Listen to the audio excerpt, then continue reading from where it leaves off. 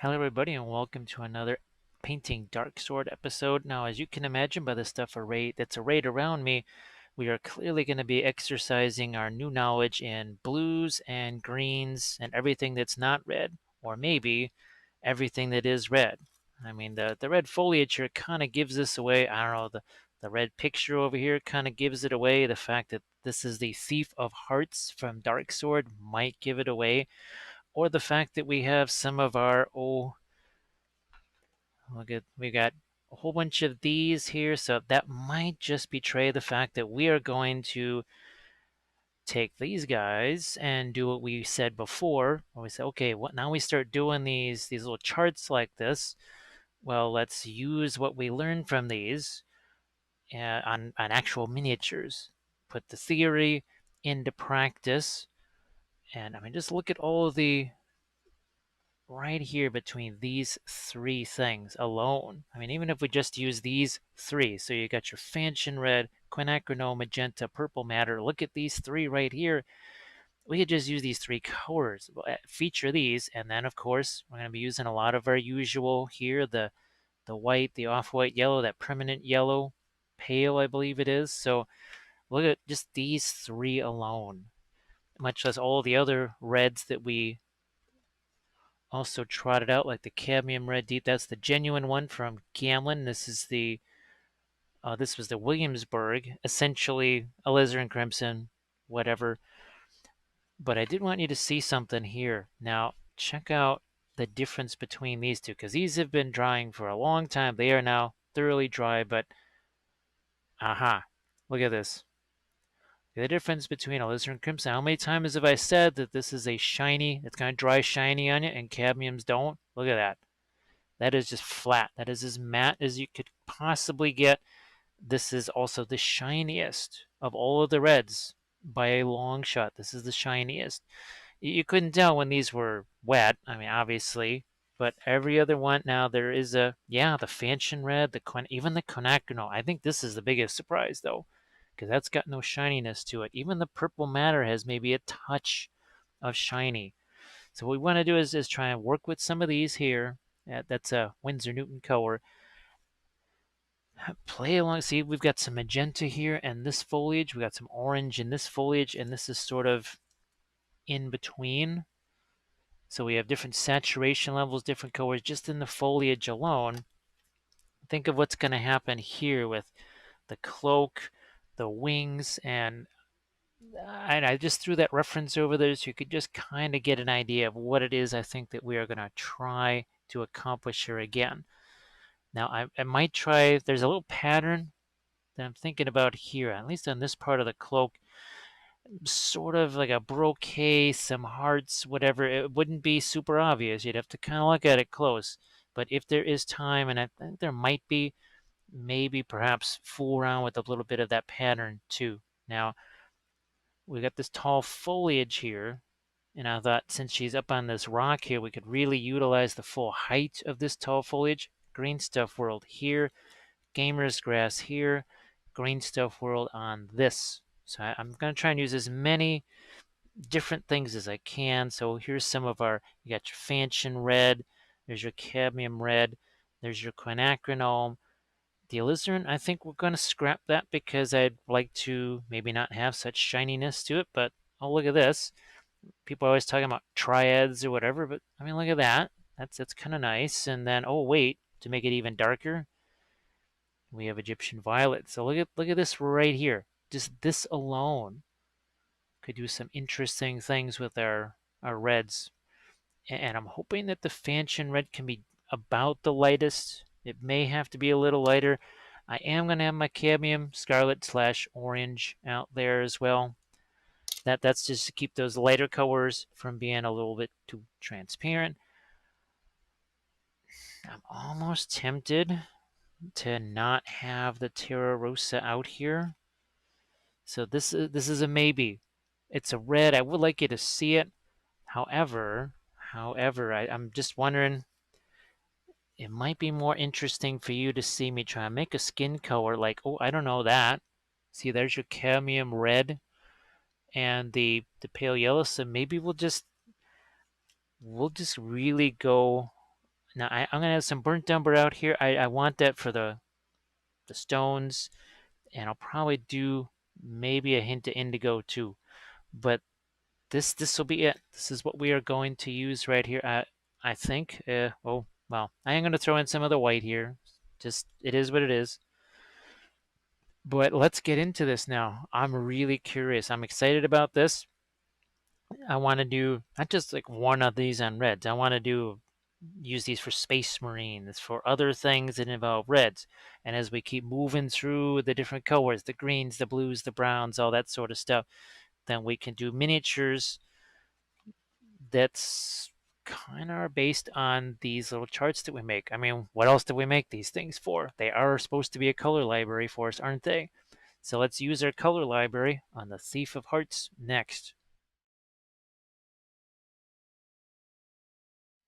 Let's get the process underway here. Now I did make a little bit of a substitution here. Instead of the Egyptian violet, I threw out the phthalo green. Why is that? Because, well, that was one of the colors we used here. And look at some of the really, and look at that, that's quinacridone magenta. So I'm gonna have some fun with these two together, making some really, really super deep, rich, almost darn near purple colors. Okay, so we want to do our pre-glaze here. This might be one of those more targeted pre-glazes, especially as we begin here with our wee little base. Now the flamey thing up there, I was almost thinking of perhaps doing that as some sort of like a white flame or something, less of the orangey, although that could still, I think, show us some interesting things about, well, reds. Warm reds, cool reds, saturated reds, desaturated reds, all about the reds.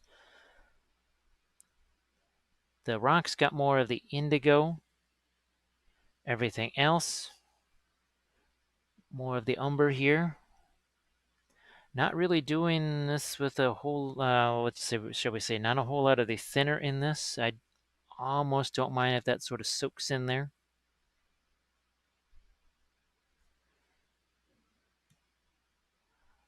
It was very simple basing. We stuck the, and if you remember, this is one of the figures we were doing in that assembly video. All I did was I stuck it on this base, took the, I think it was the earth paste, some gravel and rocks and such, and just blasted it on there. Nothing special.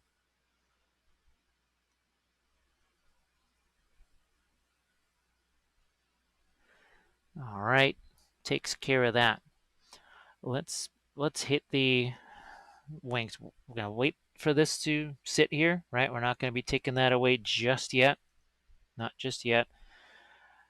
Let's see what we're gonna do with these here wings. Now, remember, I don't think what we're gonna do is like the last Dark Sword Angel, one with all the white wings. You're not gonna really be seeing white as that first lightning color, I suppose, if you want to refer to it in that way. Something more like the Fanchon Red is going to take over that role. Let's have at it. Let's just right away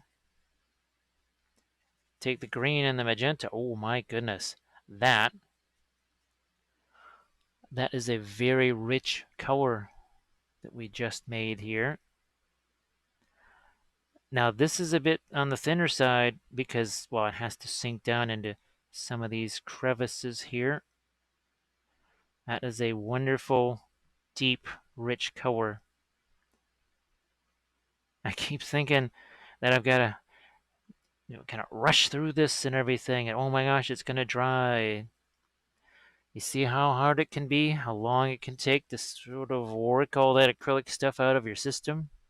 I'm still just ready to pounce on this with the sponges to wipe it off. Thinking, oh my gosh, that's going to, it's going to dry. That way there'll be watermark, all these other things. Nope, not going to happen. I know I was talking about doing the wings, but I wanted to see just, wow. Okay, that was the purple matter. Now let's hit the quinacridone magenta.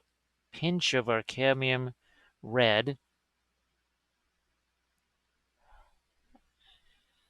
So many wonderful, deep, kind of scarlet magenta colors happening here. But I can't remember the last time I really used quinacridone magenta in any major way on a figure. It's been a long time. Been a very long time. So this is good. This is good. And a little bit more of the cadmium red into that. And now we're back more to our brown matter here. I'm thinking shadows, right? Shadows cast by that. So maybe we do give it somewhat of a reddish orange glow.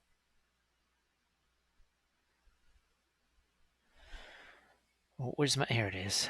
Here's my magenta.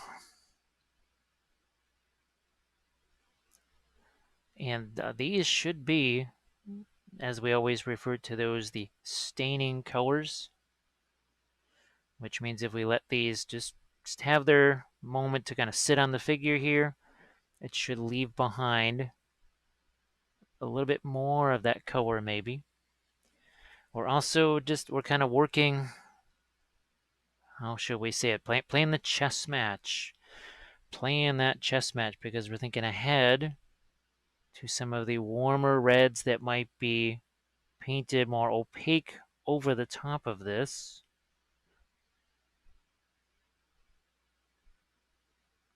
Just need to get down into some of the crevices there. Okay, how's about we will take that purple, is that the purple matter? We mix a little bit of our umber with it. In some ways, it just kind of becomes brown matter.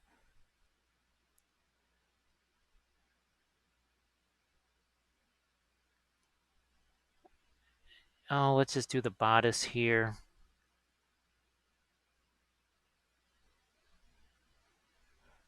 Like you do.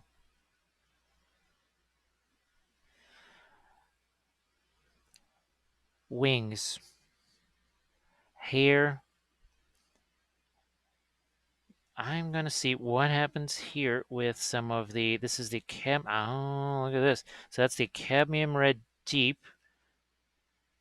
mixed with a pinch of that umber. And I get, look at that. Well, yeah, in some ways I'm getting Terra Rosa, but I think it's Terra Rosa that's a little bit more red-ish. I like that. That's kind of a fun, it's kind of a fun red there. Obviously, the glow of this is going to affect everything, so, I mean, kind of take everything here with a little grain of salt. Wings. Wings, wings, wings. Purple matter into some of this. I'm going to even let a little indigo get in there. Color goes somewhere. It must go everywhere, right? Ah, man.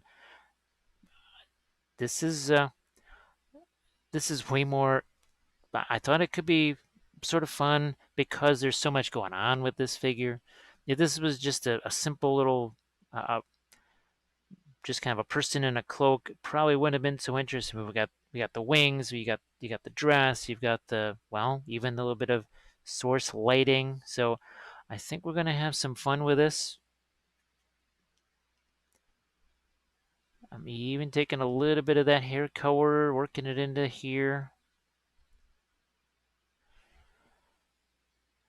So back to our indigo. Oh, what the heck? Even a little bit of the quinacridone. Well, look at how dark that gets.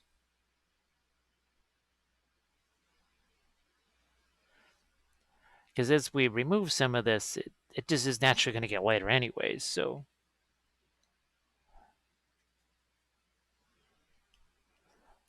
okay, we're back to something that's a little bit more of that cadmium red. However, the cadmium red not going to be a staining color, so we have to remember that when we go to take this away. More of this is going to come away than, say, where we've put the indigo, the quinacridone, the purple matter.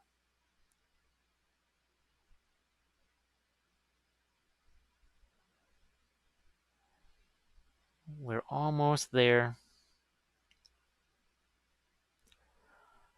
before it's time to start to remove some of the paint here. Now I'm just going to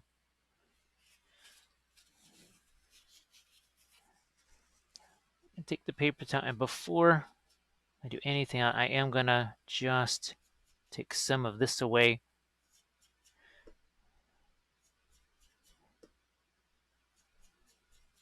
Okay, good enough.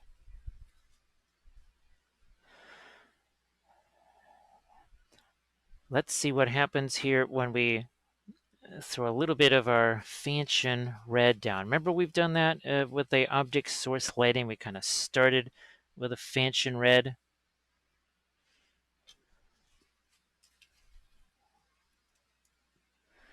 There you are. I'm even going to take a little bit of that cadmium red here, and I'll give it a little bit of our thinner here.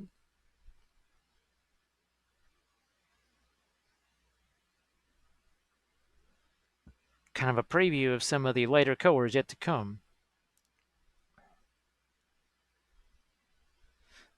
Yeah, just already a lot of nifty mixing that's happening.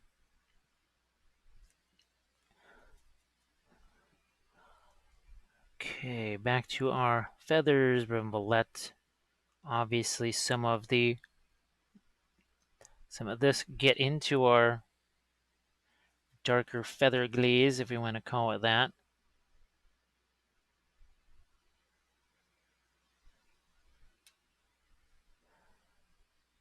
The skin tone, not going to mess around with that until we actually do, I think, some of the wiping away of this, because as I wipe it away, especially on the hair and whatever, I think it's just going to cover up the skin tone anyways. So it'll kind of be, by default, it's going to get some, it'll get some color. So umber.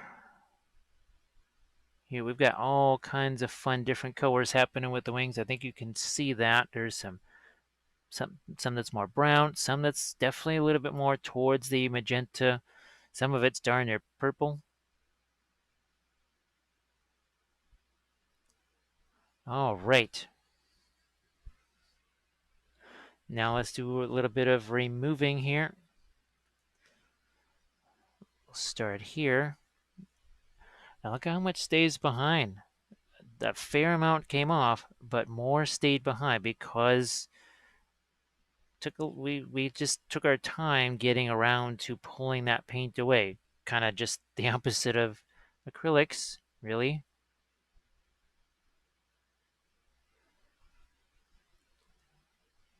And this is what I mean, where I'm just gonna essentially, as I remove this, just let it hit the skin tones. That's why I did not really bother with those.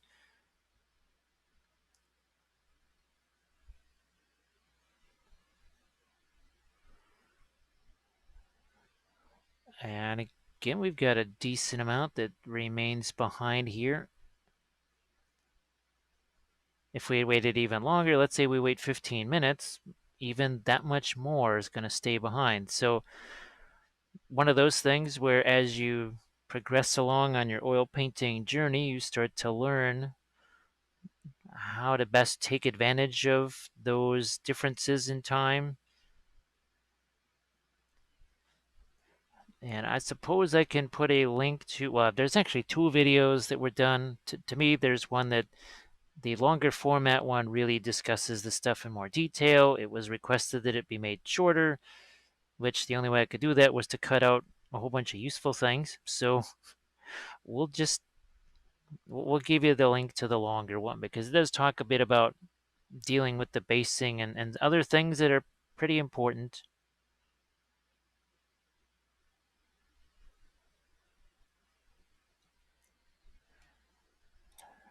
take away a bit more here.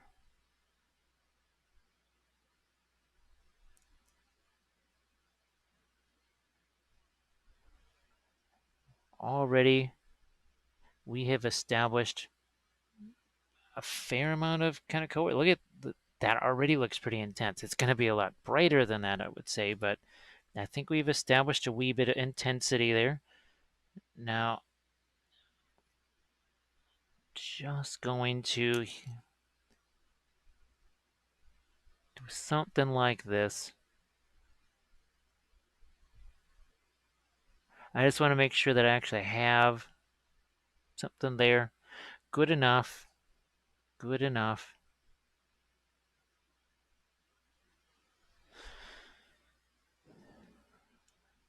What's left on the wings over here? We'll get that too.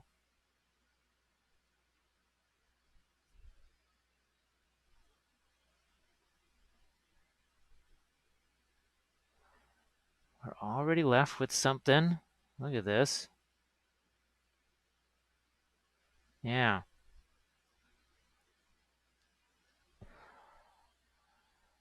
I mean, that's not shading, but there is definitely more lights and darks. And we did, I mean, as basic primer as you can get. It was, what is this, the Light Flash primer, Stynylrez as usual.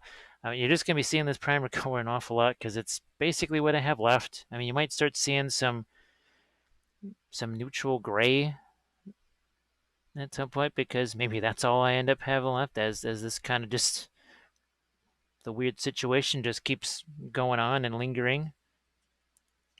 Oh, you know what? There's just a little spot here that was missed. So what we're going to do next now is we're going to try and establish that glow here and try and establish that glow and just see, okay, how intense do we want it to be? How light do we want it to be?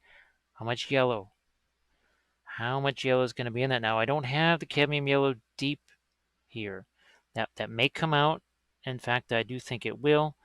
So just let me add that, and that's going to be the new Gamblin Genuine Cadmium Yellow Deep. And we're going to do that next. We'll see what we can do to establish some measure of glowing stuff here. See just what that's going to look like.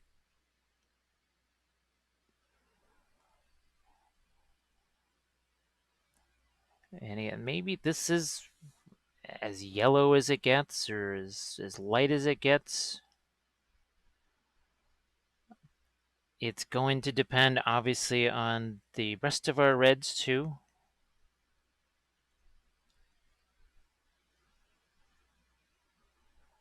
And by establish the glow, I don't mean just paint all of the object source lighting and it's done. I just want to see what's its reach. What's the extent of this going to be as far as the object source lighting here? How far does it go down this sleeve? Look at how it's mixing with the magenta there. You can see what it's creating, and it's an awful lot like what we saw in one of the color charts. I do think so.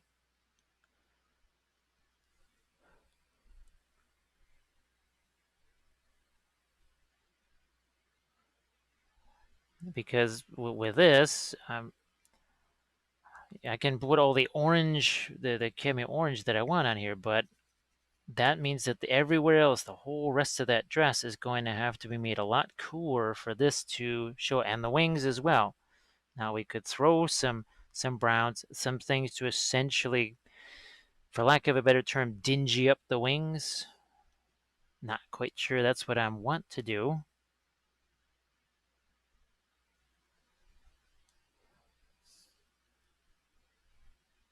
Okay, so we're again looking to just go with more orange here for right now.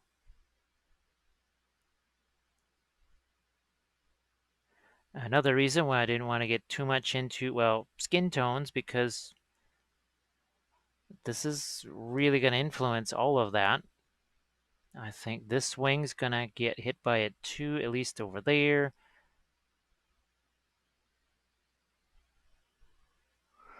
Now, maybe this is certainly going to get more of a cool color without a doubt. Definitely gonna get more of a cool color.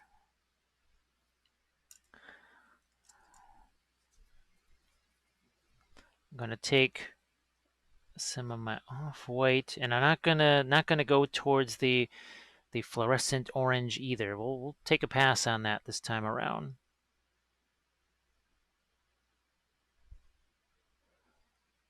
I mean that looks fairly intense right there. The oils by themselves they're more intense anyways. So look at that yellow, just covers right over that.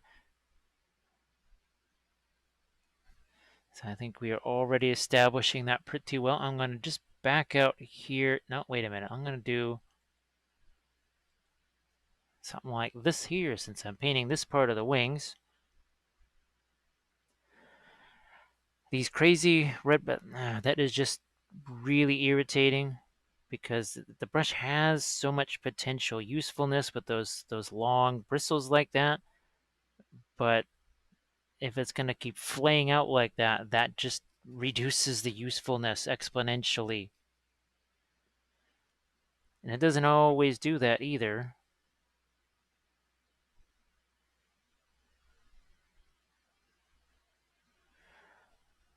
Okay, so we're really going to be focusing obviously on this wing here, the face, the sleeves.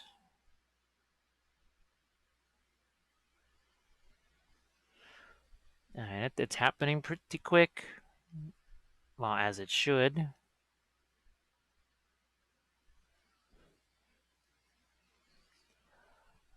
We're just looking at what level is that torch pretty much being held at, or flaming heart. Who knows what that might be. I think the art on the set, or the box art, I guess if you want to call it that, is actually it's glowing blue.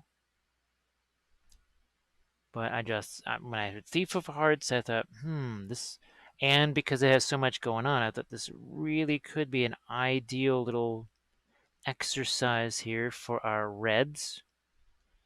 And I think it's doing that. Now, this is another reason, and I talk about this frequently, to say the least. I just don't do, here's how you do object source lighting videos. Well, first of all, there's a bazillion other sources for just, here's object source lighting in complete isolation, which, again, when you need to think about all of this, right? The coolness of this stuff, saturation of this versus not saturation of that, and all of a sudden you're just going to work on one small part of a miniature and say, there's your tutorial. And then they're going to say, well, okay, but what about the rest of the miniature? How do you set that up on the rest of the miniature? You know, well, how does the rest of the miniature relate to that object source lighting? But you don't get to see that because, well, there is no other part of the miniature painted. This right here, I'm changing how I'm approaching this just based on what I'm seeing here as I work this out. And as I say quite often, there is some value in working that object source lighting first before everything else. I mean, especially when it is like this, where, I mean, the figure's actually carrying quite literally this flaming object here. So you kind of can't, it's not like some kind of off-camera light source. It's in her hand, right next to her face, right next to her wing. Now I have to start thinking, what's gonna get maybe some shadows here? I have to start thinking about that. This color right here, as light as this looks, it is not actually anywhere near white.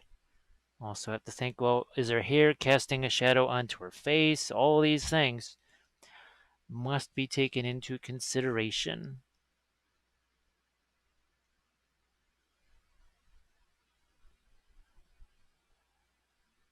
I'll just get couple of more stabs of some lighter stuff working here. Now this should probably be a little lighter too. And I'm just kind of rotating her this way to see, okay, how far is this going to extend out here?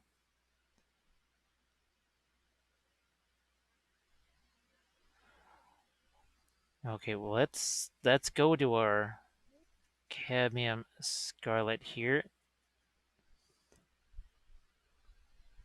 It's funny that we have to avoid using because these colors are just so intense on their own, we have to kind of stay away from using the fluorescent orange, which would only intensify this. It would really, wow, it would just look like she's got an atomic blast in her hand.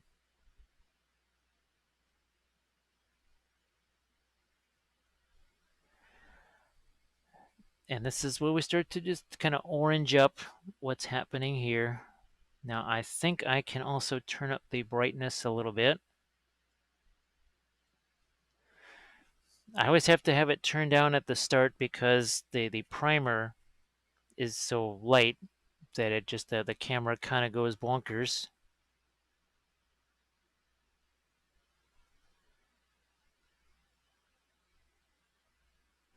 And you can see this is it's all wet into wet here. We didn't stop this and wait for several hours for things to dry. No, it's live action here.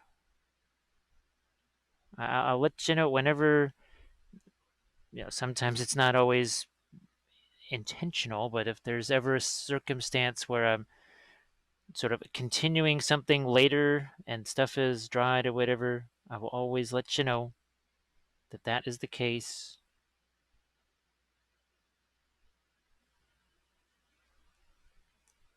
All right, just take it away some of the intense yellow there.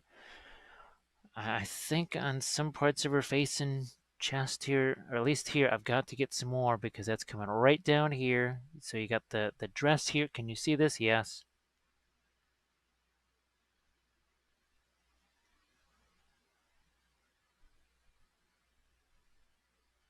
We'll do what we can.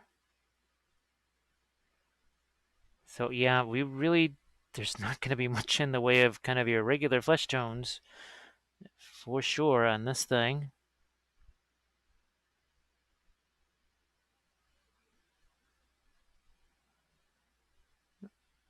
And a lot of this might also end up being painted over just a wee bit, but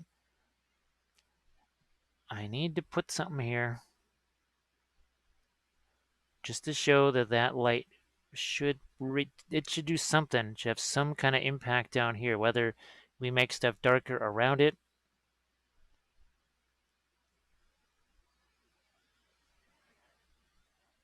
All right, so that's pretty well established. That took all of 10 minutes.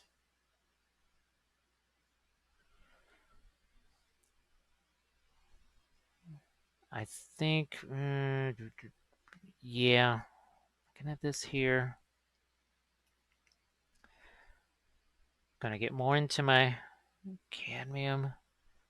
In just a couple of places here, we've got maybe some surfaces that are metal, perhaps should have some sort of a glint on them. Actually, I think that's skin tone here, I suppose. Okay, so good to know. All right, back to some of this lighter yellow here.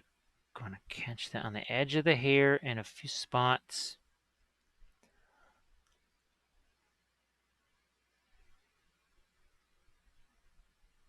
Okay.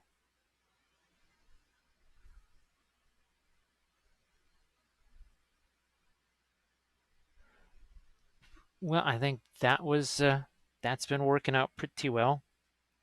We also have the whatever, there's sort of armor-ish type things going on here, so I might let those pick up a little teensy more of a glint, and then it's not all about making things lighter. We will take,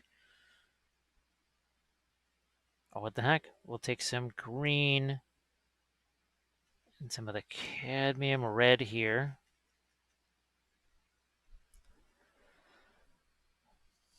And we'll get some separation.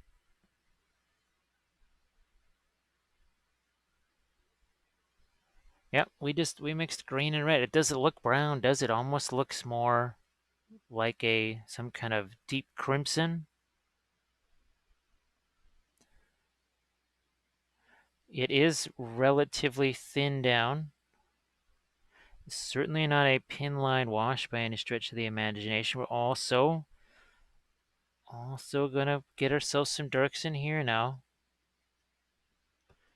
We've done a lot with the light side of things. Now let's do the opposite end here.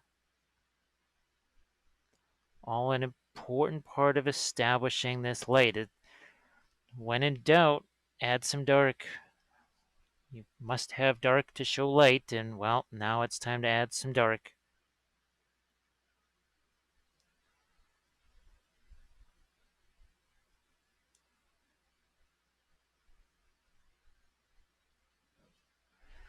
Oh, let's go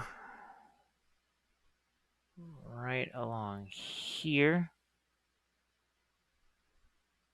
You can see how we're using that to get those little spines on the feathers here, which then, well, we're going to be hitting that with a highlight, ironically enough, but we sort of needed the dark first.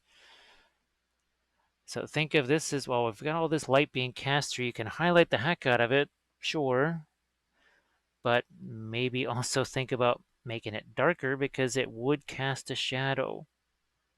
In effect, the one feather would cast a shadow on another feather.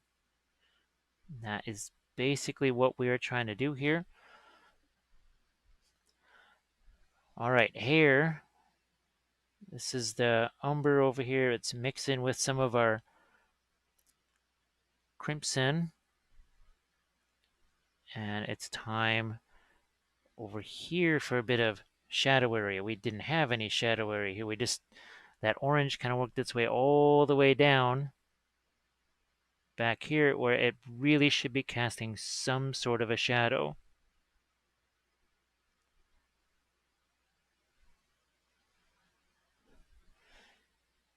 We'll take that umber again and mixing it with our cadmium red deep. Thinking about more shadow there. It looks dark here. It's really not that dark. It's just because, well, we always say sometimes, well, that looks so light because we're so effective at establishing dark. Well, we kind of, this is the opposite land of that.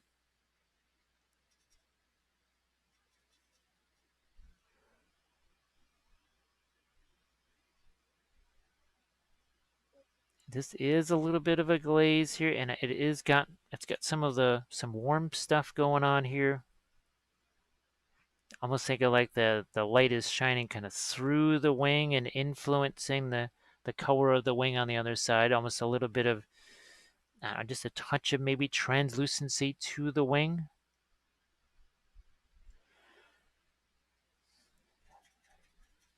Where's my magenta? So magenta mixed with some of that indigo and even a touch of brown.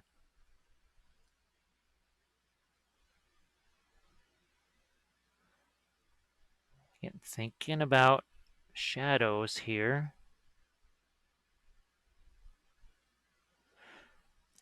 Going to let the boots be darker. We'll grab some of our orange here. And we'll just let that mix into her boots here. Remember that cadmium red, that is going to cover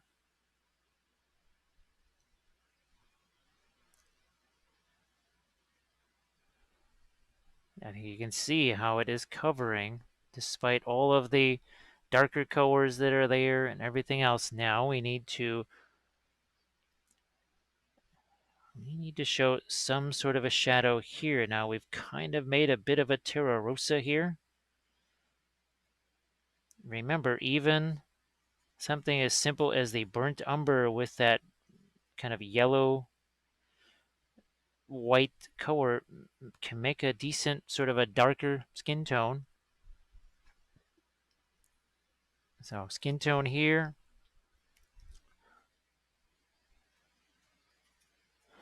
And we sort of wanted it to maybe be a bit more on the pale side as well.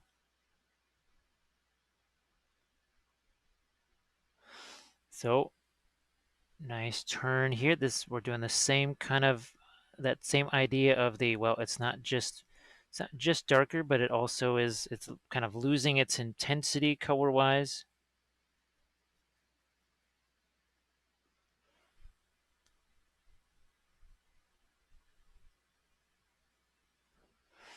So light, dark, light. This is how we avoid object source shading.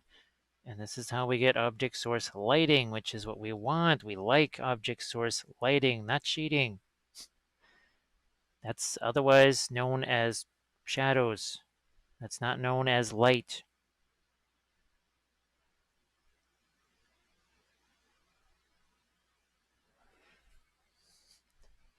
While I'm thinking about it, let me see if I can just do something with the eyes here, if you don't mind. Before I forget.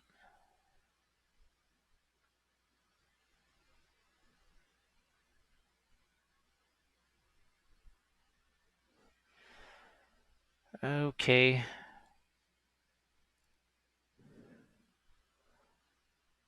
I do want that. Yeah, see how it's coming through her fingers? I did want to see that.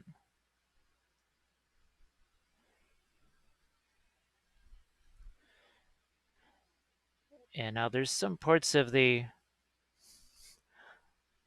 like on the end of the cloth here, the dress, bodice, whatever that is.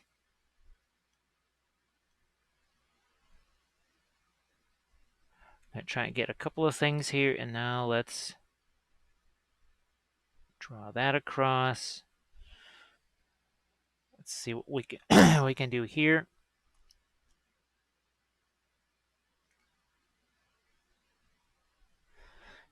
Now again, the skin tone here, because, well, I guess that is what this is.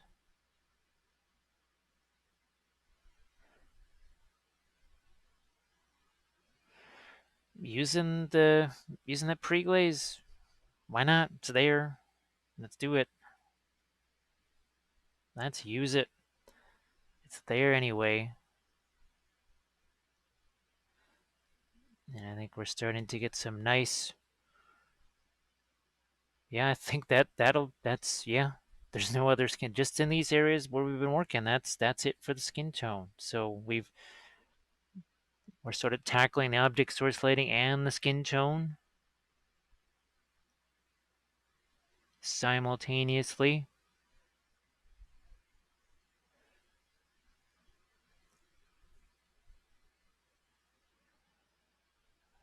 I might let that get a little lighter here.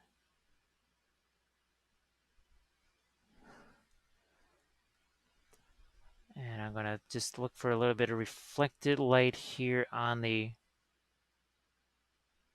boots. I'm using the same skin tone here, but because we've got some of that brown, crimson color, whatever, working on that. Yeah. Now, where is a nice cadmium red deep?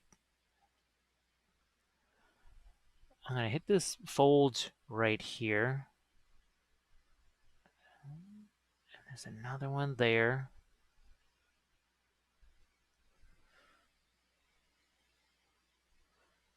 Cadmium red and the umber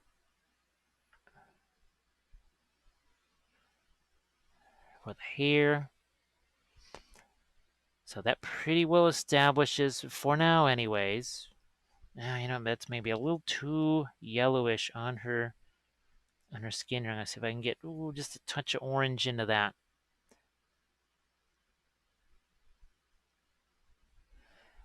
I'm not quite sure that'll work exactly the way I'm thinking it will, but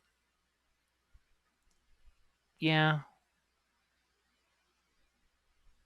it was a little too, yeah, it was a little too yellow. All right, so we've established that glow.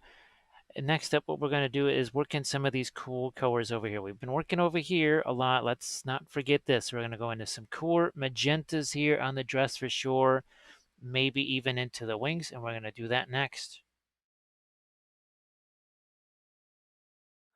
Let's work in some cooler reds here. I'm going to start off for fun with some of the cadmium red deep. Wow. And I'm going to take advantage of that quinacridone magenta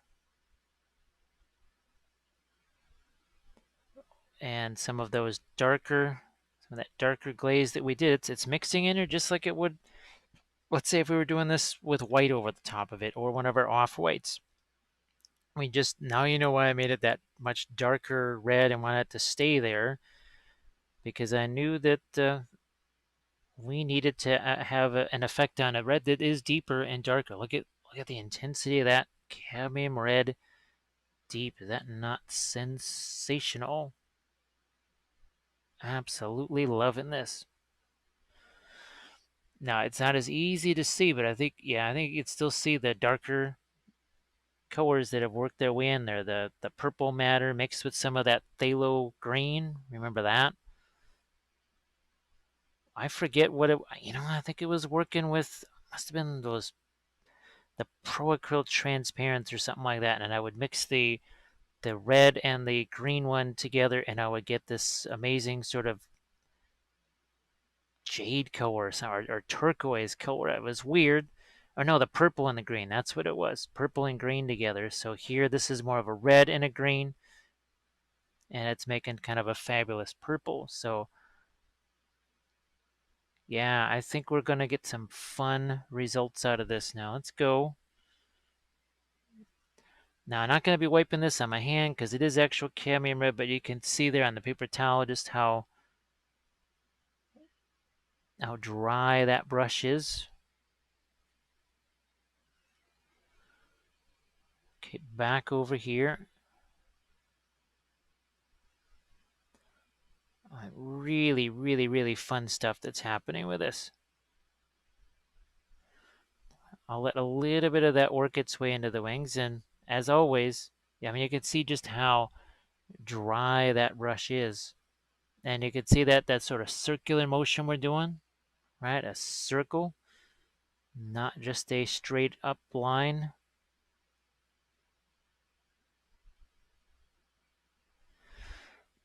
I'm going to take some of that purple matter, and again, you can see just on the palette how dry that is. And I'm going back in here because, hey, you want to have light, you gotta have dark, and we all of a sudden had a little bit of a dark desert right there. If we're gonna have all this light up here, the darker you make this, the lighter your light source is gonna look. Who'd have thought? Who would have thought that? More depth, more dark here and here. And you may look at this and go, well, that's not really a cooler red. Well, it sure as heck is compared to all this. It's an intense red. It is intense, but however, it is also a cooler red. Now I'm going to get some of the paint out of this brush. And this is where maybe it starts to also cool down a little bit more, because where is my cadmium red deep? So if we mix a little bit of that, and here we are, we're on this one here. So you got the yellow, right? That yellow pale mixed in with the cadmium red deep here.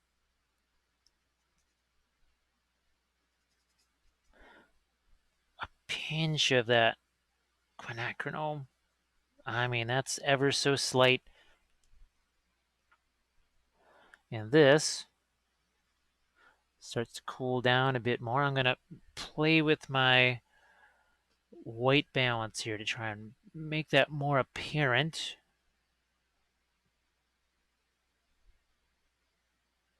I think going this way with it makes it a bit more apparent. Yeah. By cooling this, it is ever so slight, but this is most definitely a cooler red here.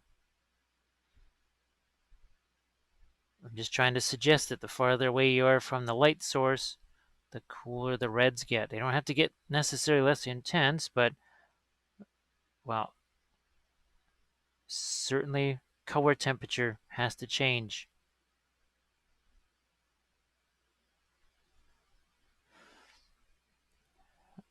Yeah, we'll use a little bit of that down here too.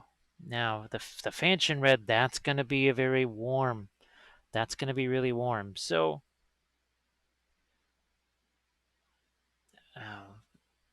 touch of that. Now, see that now it's almost kind of getting dingy here. We don't want it to be dingy. So, a little bit of the magenta goes in there.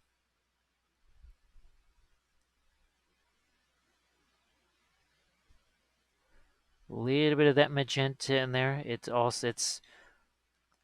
that pale yellow does give it a little bit of brightness there. So we've got our, let's just stop with this for now. Let's take this over here into our wings and see what's going to happen here with the wings.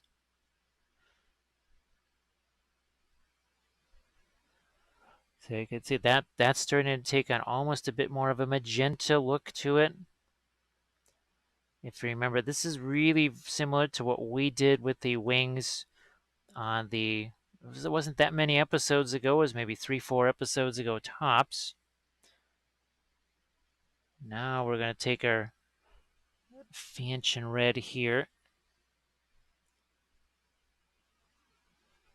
and over the top of these wings. Look at the brush stroke here. It's very gentle. Look where we're holding the brush.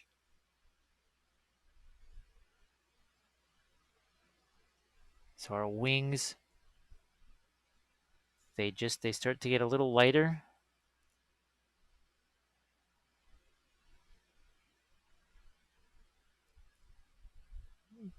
But the Fanchon red, remember, that's got some opacity to it. It has opacity. It has certainly some warmth, right? And intensity. So it's got opacity, intensity, warmth. Whereas a lot of the stuff we had worked with, it was cooler, but yet still cooler than that. Everything is relative. Everything is going to be relative.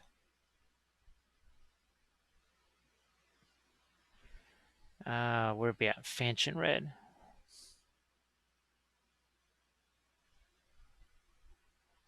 So yeah, cooler reds doesn't necessarily mean, well, something like a purple or even the magenta. Sometimes cooler red, let cooler reds prevail. Haha, yeah. Now I don't want this to get pink either.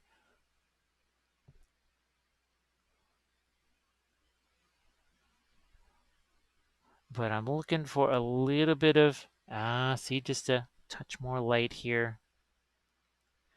Because remember, if I want to lighten up this red, as in really lighten it up, yellow's going to have to be part of that addition. And as soon as I start adding yellow to it, then it's going to look an awful lot like the fire end of things or the object source lighting end of things. And I would prefer to let some dark colors do the talking there as opposed to trying to just keep making things lighter and lighter and lighter. So here's where we're going to just ever so slight touch of a yellow into this. See, if I use the cadmium yellow deep, it's going to almost get a brownish look to it. So I'm using the cadmium yellow light, well, because it kind of has some white in it.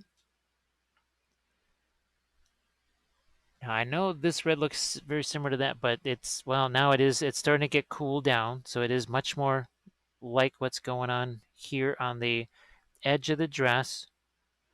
But now I want to change what's going on with the edge of the dress a little bit here. We're going to take some of that magenta. I'm just going to move it over here. We'll take some of our yellow into that. And now you can really see big difference there.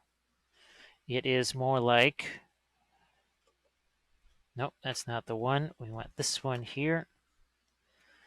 So it's more like this right over here. That's kind of what we're starting to work with here.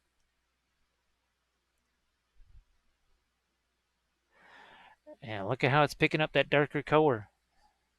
So we go back over here. We get some fresh stuff to work with.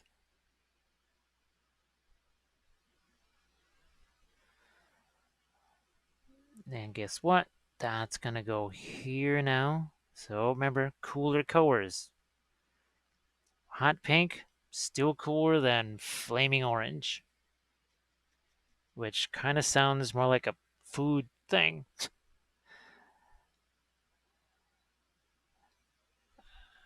Okay. We'll take this a little light. Now again, I can take it a few steps lighter than maybe you might think, just because the oils are going to let that blend. But see, still doing the filbert brush thing here. I'm also still experimenting with some of these. Just think of this as a smaller number 8 round. I mean, it's basically a number 8 round. Think of it as more like a 4 instead of an 8. Because I used to have other brushes that, now those have kind of been destroyed and worn out, but they were like the number 8 craft brushes, but they went from, oh no, it was a 6 to 8 to 10 to 12. So yeah, it was something like, oh yeah, see there, cooler red there, warmer red on that side. So we're definitely starting to get, yeah, we're starting to pull out a difference here. All right, clean this out. Clean this out. It's back to our Fanchon red. This is where it gets interesting. We are going to take a touch of that cadmium scarlet here. Ooh, no, no. Ah, there we go. The cadmium scarlet, this should get lighter. Just in the way this was lighter, this should also become lighter without getting too pink, but also without looking orange. And that's that delicate balance. This is a super delicate balance right here. Yes. Still a cooler red than what's on the other side, but it's a delicate balance of the Fanchon red, some of the cadmium scarlet, and then a little hint of that pale yellow. Ever so little of a hint. I'm just going to keep going back here and getting more of this. Yeah. Wow. Some really fun reds here. I don't know. I guess I'm just not always drawn to red. Not all that often. And sometimes you need to, when we talk about changing the genre of miniatures that you're working on, whatever, sometimes you need to maybe say, what's a color that or a color palette sort of a thing that I don't really use very much, and then just try and focus on that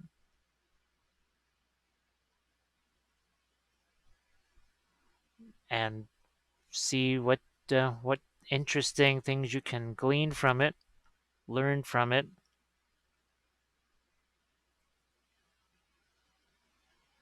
We're going to get some of this over here too.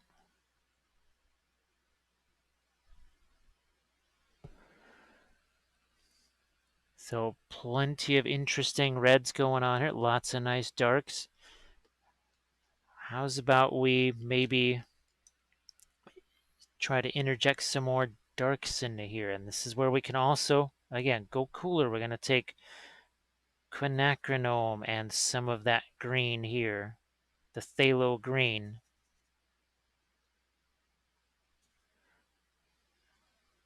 And maybe this is going to be a bit more of a pin line wash. We'll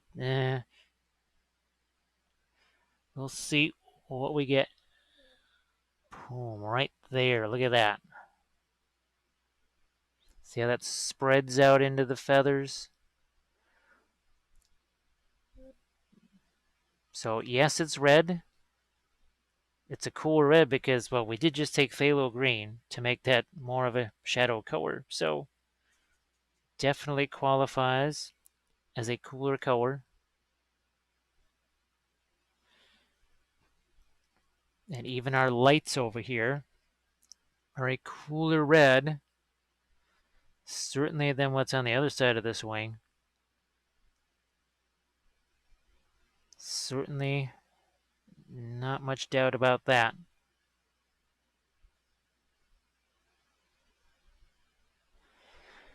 And we're able to extend some of the dark in here. When in doubt, just make it darker. Okay, this side, a little more of a challenge because now see here, because all I'm trying to do is tap the brush here. I don't need to have my fingers braced or my hand braced very thoroughly, but you can see what that does. See how it gets into some of those feather little crevices there. Now, of course, when we talked about this on the other couple of Dark Sword Angel figures, it's when you have distinctly sculpted wings like this, it gets a whole bunch easier. When the detail's all fuzzy or the wings are kind of have a weird sculpt to them, this won't be so efficient, unfortunately. And it's not. It's just that, well, maybe the sculpt is lacking a little bit.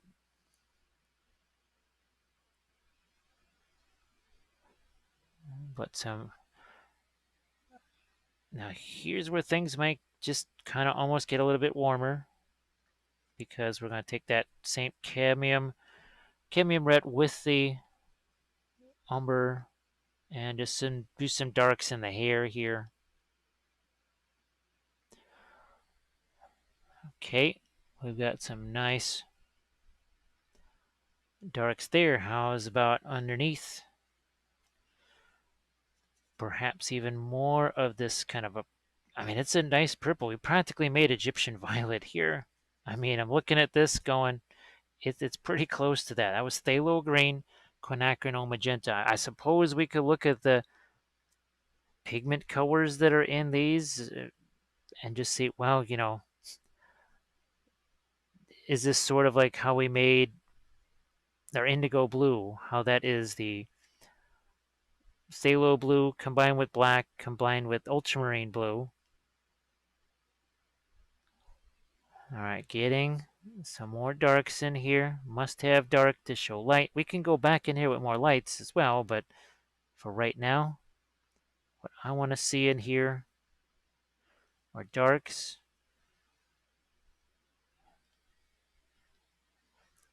Darks that have some coolness to them, just like what's going to happen right there.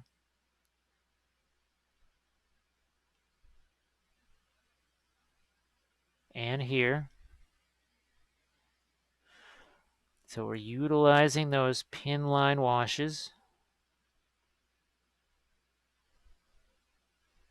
Doing lots of good work here.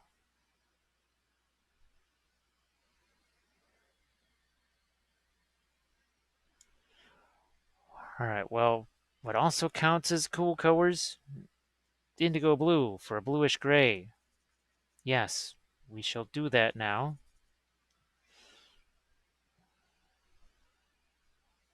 And we'll just drop some hints of it over here. Yeah, might even just let a little phthalo green work its way into that.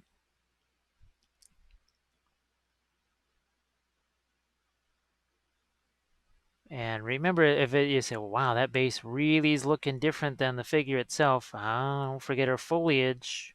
Foliage is coming, and that's going to cover an awful lot of this.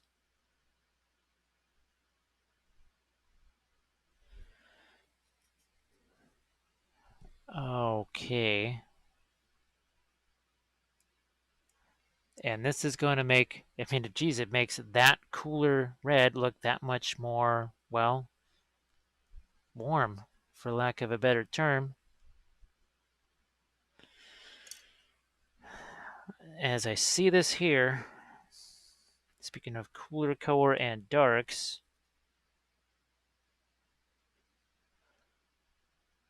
boom.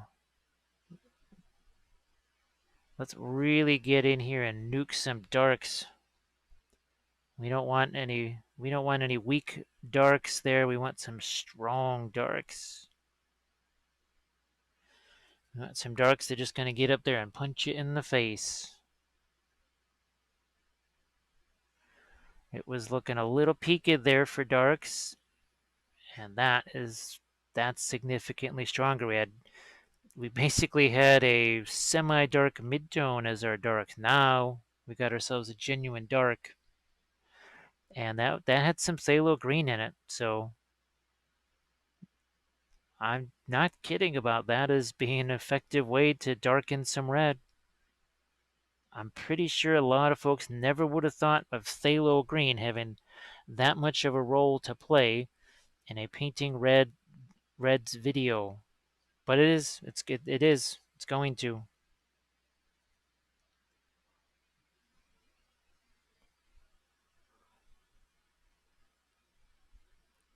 I'm also going to take some of that bluish color here. Look what I'm doing right there on the boot. So that boot's still technically almost like a purple. However, because we threw a little bit of that blue in, oh, look what we're doing now over here. Look at this craziness. Look at that. Cooler colors, right? I didn't say where they were going to go or what exactly cool colors they were going to be. I didn't. Didn't do that. Figured I'd just surprise you. Catch some glints of light on this rock here.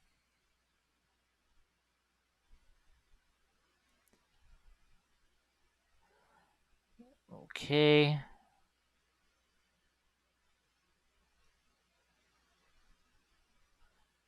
And there we go.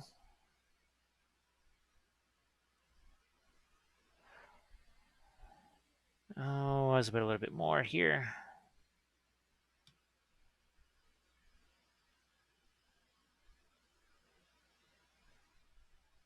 Catch a little more of that edge. So we've added some cooler colors, right?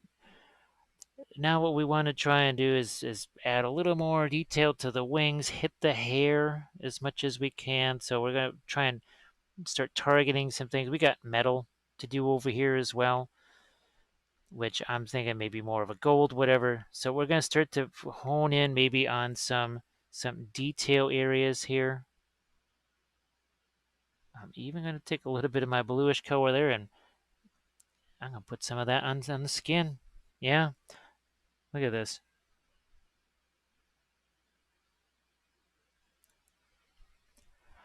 Okay, I think it's time to do some more detailed stuff on the wings especially, and the hair, and we're going to do that next. Let's do some more detail work on the wings here if we can. Now, let's see what we've got here. Now, I'm sort of coming to the potential, I guess, end of the super useful life of one of these Cotmans here. And sometimes these guys, they are only a couple of bucks, so they're not going to last forever. We'll see what more we can get out of this one. Also, I'm going to break out a new one of these here. So this is one of the 000 Dick Blick Sable style brushes. All right, I'm going to start with a little bit more of a dark here. So there's that purple matter that is just that I'm still really enjoying that particular color. Can you see this? All right, I think if I go here, you can see that. but I can only get a couple of these strokes out of it. Then I gotta go back here, get some more.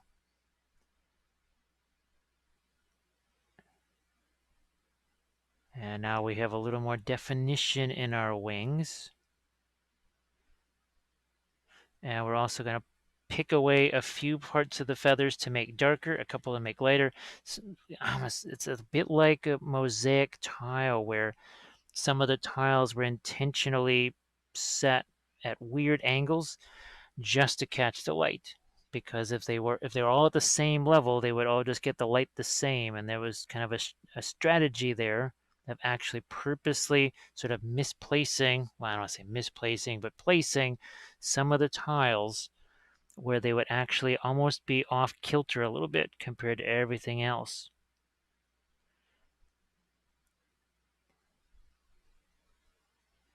Continuing to get some of these spines here. Setting this up with obviously the darker color first, and then we'll get into our lighter color next.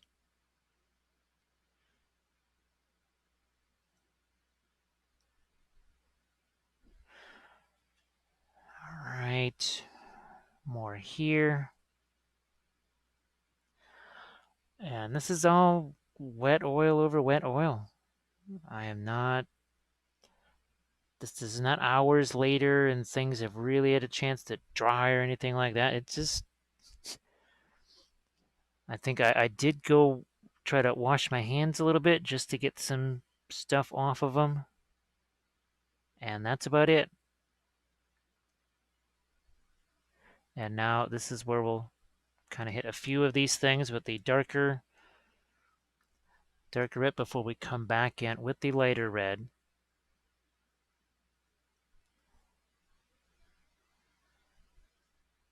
And we've done this on the wing on some of the, I remember the ReaperCon week when we were doing the Twitch thing. There was the Griffin? We did the Griffin. I was thinking Eagle, but we did the same thing on the Eagle too. I think we even did some of that same stuff on the Creature Caster Demon, if I recall.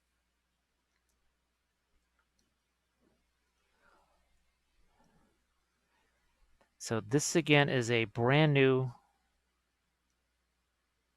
one of these 000s here. I haven't pulled out a new one of these in a while.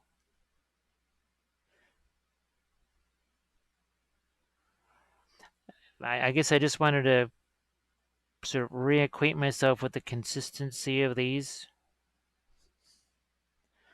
Back to phthalo green mixed with the red, and just like we did on the other side over there, we need to get some, whatever this is here, that's supposed to be armor or whatever. It's definitely not feathers. I think this is a common, you see this on a lot of the dark sword wings.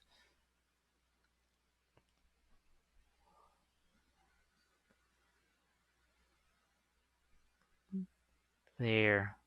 Okay, those are complete. Now we got to do this side here too.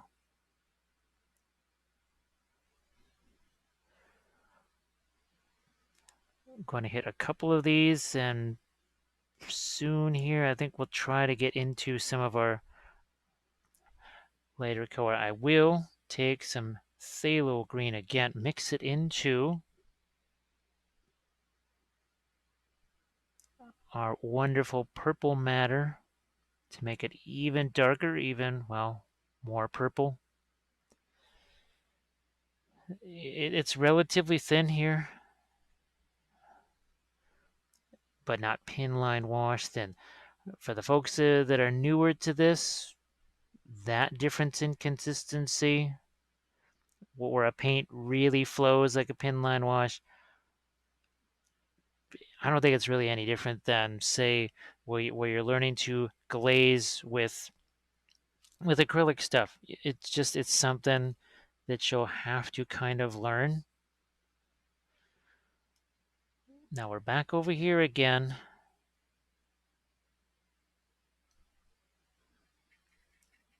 We don't want this to be too warm. Little Fanchon Red tones it down. Now let's thin this. And let's see, that might not be quite light enough. I'm curious what we have here. Only one way to find out. Aha, yeah, that's got a little oomph to it there. That's the cadmium red, or cadmium scarlet, I should say. And I know I didn't use that on the color chart thing. There was only so many reds that I could do, and I was more interested in comparing those two, the faux cadmium red with the real cadmium red. Also, I didn't want to have just that many cadmiums out there. We can do more color charts are coming. So I mean we might even do, I don't want to call it a flesh tone color chart, but just maybe some different flesh tone mixes, where I'd take sometimes raw sienna and a certain red and a white and do that, or taking the Terra Rosa, essentially flesh tones based on different colors, if that makes any sense.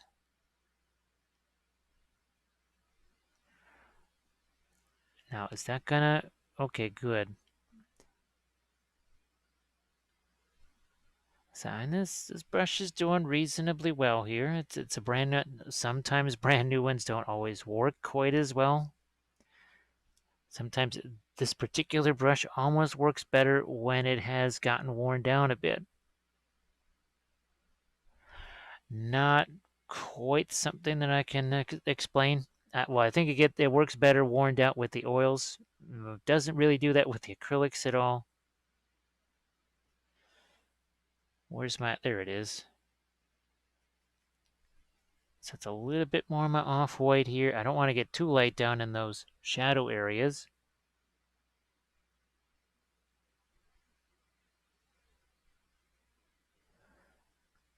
Picking out a couple of these lights here. Look at that, just a couple right there. You see, now there's some variation in the wing. It's not just, oh, look, it gets lighter out towards the end. There's just a couple of these. See how that one's lighter? A couple of light ones there, a light one in here, a light one there. That starts to make the feathers look a little more irregular and less mechanical. We shall do this on the other side as well.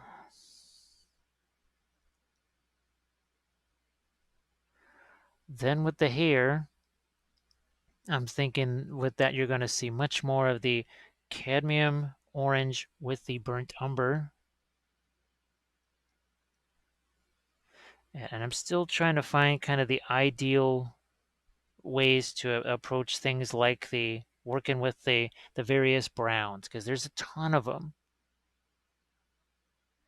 And I believe we're going to break that up into a couple, because, well, I want to be able to see the the real difference between something like a raw sienna and a yellow ochre, to see the difference between the burnt sienna and the Terra Rosa, because I might see something with the sienna, that either of those siennas, that makes those come back. Because right now I'm not really using either one of them, and I used to use them all the time.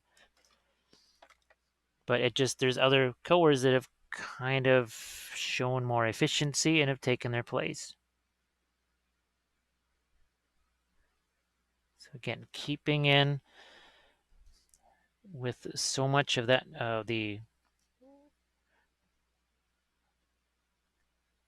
whoops, that wasn't intentional. Let's get back into my dark there and do this. I don't want it to be too much like what we did on the highlight side over here, but it needs to have, yeah, we need to get a little lighter with this. I'm just thinking, well, probably should be something on the gold side of things. Same thing over here. Let's get this down where you can see it. but it's not, it's kind of mixing with what's there. It's kind of getting dirtied up a little bit. That's what I was hoping for. Okay. On the wings down here, we are going, let's see what we can do for a few lights down here.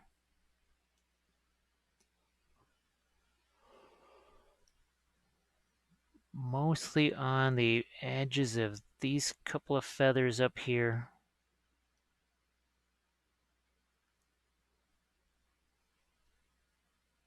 Let's see, work it right down the central spine of that feather. I gotta go back and get some more of this. I was tempted to keep going. I went, you know what?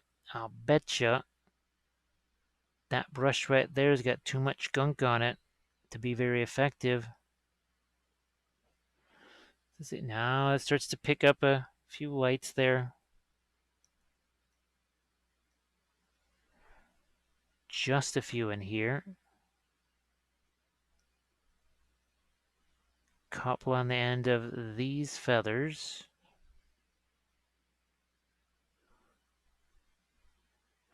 Now, I'm not going to be using any of the, well, if I do, it'll be somewhat after the fact, that the flock that you kind of scatter out here.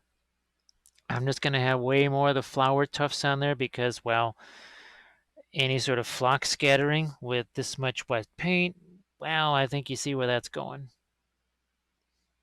I think you can kind of tell why we might not be doing that. But what we are going to do here is we're going to take this umber, we're going to take our orangey color here.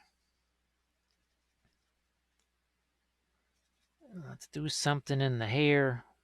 So it's not going to be this fiery orange. It's a different style of orange. It's more of a, I don't want to say amber color, but maybe somewhat closer to amber.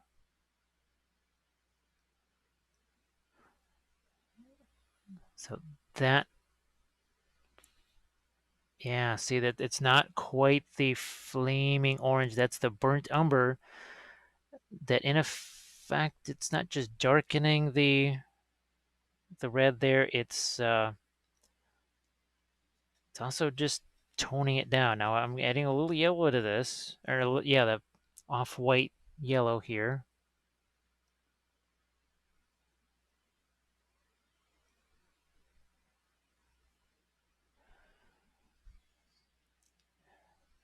Now I don't know how much lighter we'll go with this. As always, when in doubt, add darks, especially if you got this flaming thing right over here and you would prefer your hair to look a bit darker. I mean, here, I don't want the hair to look too much like skin tone, so I'm just going to get a little bit of yellow into that. Now, we are making a pretty efficient skin tone right now. It's a very, it's kind of an intense skin tone, but nonetheless, sort of a skin tone that we're making there. Now, her actual skin tone is really, really muted, almost grayed down by comparison, so I don't think we'll have any kind of weird thing where, the hair is looking like skin. Over here, can't do too much with the lighter colors because I will lose the effect of the flame. Let's see if on the top of the hair we can do, yeah, a couple highlights there. Now what I'm going to do is take some of this. We need some lights on the edge of these guys, but a much cooler highlight than what's on the other side. It's bright, but it's not orangey bright. Here we are. Just figure out which is the best way to point this thing, so I can get to it and that you can see it.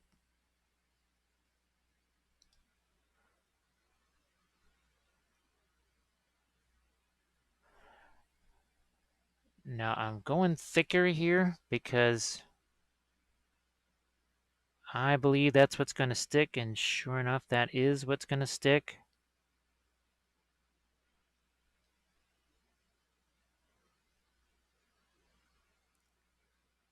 And that might also be the case with some, I'm going to try and get the lightest lights here, but now I'm going to use this quad zero here, see kind of what's left of it as far as usableness goes, or usefulness. Sorry to just be making up weird words. It's late, as always. Yeah, that's not, boy, once the oils got in there, it really all of a sudden came back to life again. Now, I'm just going to go thicker with this because it is not sticking at all. I either have to go super thin. Nope, that's the trick. So as we've talked about before, it was not sticking. I had to change the consistency of the paint on the brush to get it to stick. You will have to do the same thing. It is the nature of the beast. So to make that stick, I really had to make it pretty darn thick.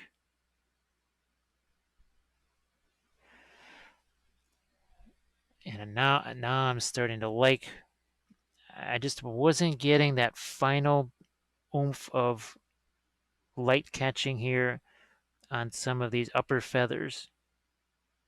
Now it's difficult with it being that thick to get it that way. So, for you, well, who knows? Maybe you're done for the night with your painting session and you just leave it. You leave it dry. Well, then you can go back in with that thinner paint. It's gonna stick no problem because, well, guess what? It's paint's dry. Wet over wet, gonna be a different situation. We'll continue to pick up more of these lighter tones here.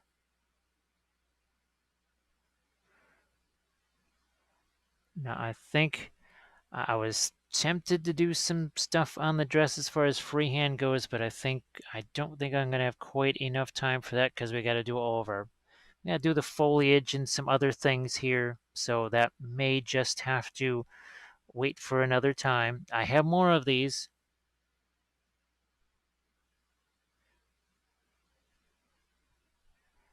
And there's a lot of undulations on here, so that would make it take longer. If you're wondering, well, why not just do it on there? It will take much longer to fight through all of the undulations. If it was a much flatter cloak, it would be a different situation.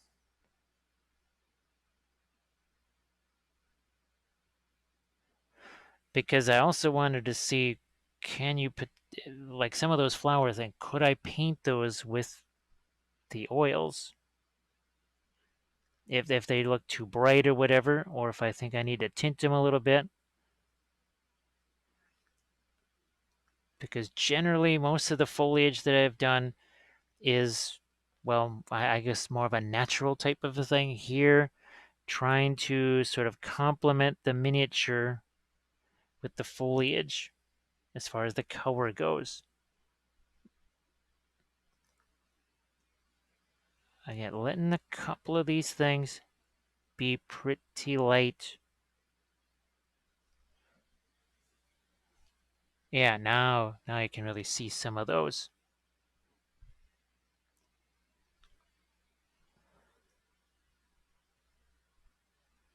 And with just a couple of more lights in a few places here.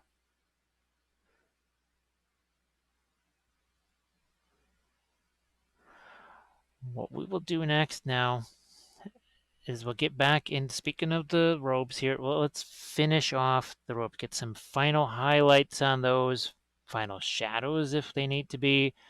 Like on the skin here, we need to do some things that, say like here, we really need to get some either shadows or whatever onto the robes there. So we're going to do that next. Let's do some work on our cloak here in a few areas. first and foremost is going to be here. And I'm going to start with darks. It all begins with darks, and we're going to take our cadmium red. We are going to mix that, a little bit of that indigo blue. There's some dark.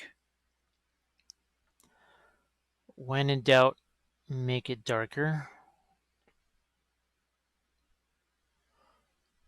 Get some nice darks into these folds here. We kind of lost a little bit of that.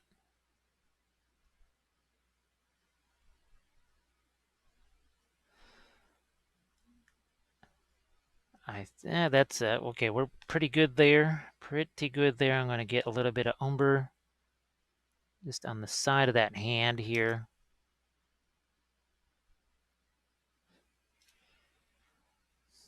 That's better. Let's take some of our cadmium red deep here and let's see what we get.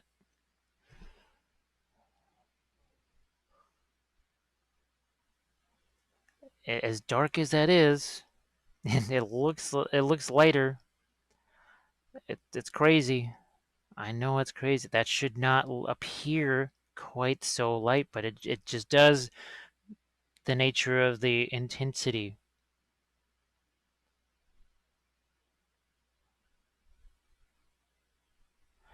Let's do some more.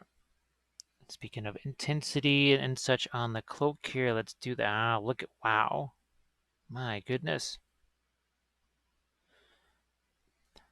That is amazing. I mean, wow. And we'll do it again here too. Yeah.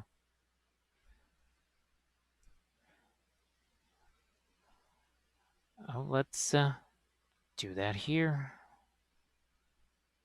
This is that same 000 that we just brought out for doing some stuff on the wings and such.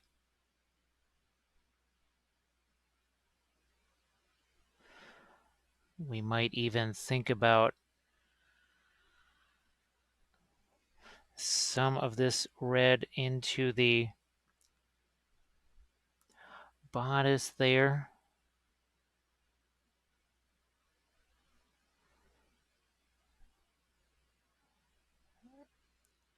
Maybe even here.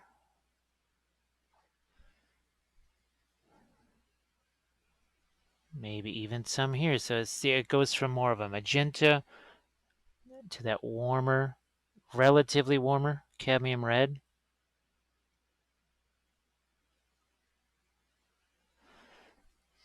I think here we're gonna maybe really go bonkers with something that's insanely dark here.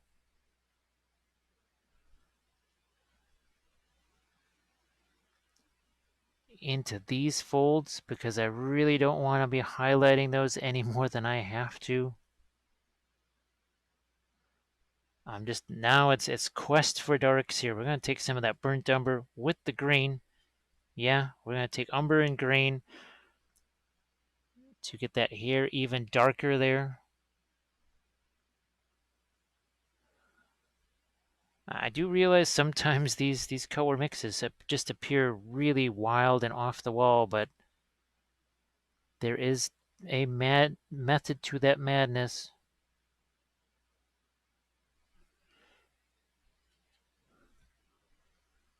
Okay, I can see just a part here where there's no paint, and I can see a part here that could just use some darks.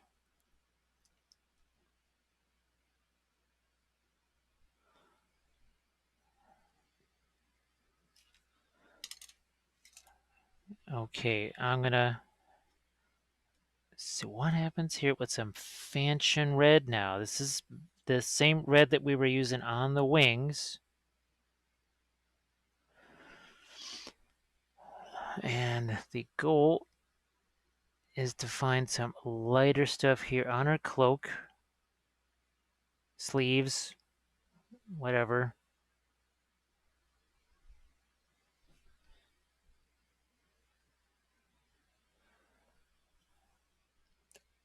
I think you can see this. I was just worried that there's something weird going on with this brush. I don't know if there's like dried paint in here or something. Maybe that's what it is. It was just doing something really strange.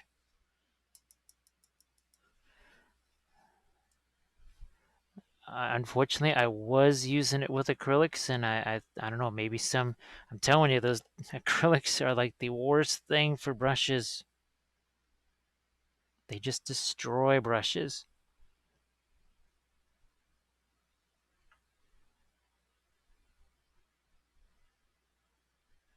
So more of the Fanchon red in here. That's the Williamsburg red. I think is it Naphthol Crimson or something like that. I know that somebody had told me, and maybe it was Drax might have said he looked at the pigment numbers or whatever, and so that's possible.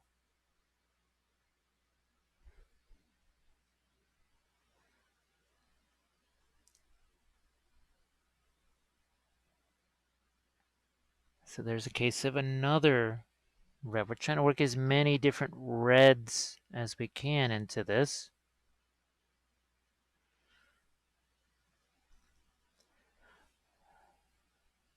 Red is kind of relative. Okay, now it gets interesting. This is where we put a little bit of that cadmium. I mean, just a touch of that cadmium scarlet in here.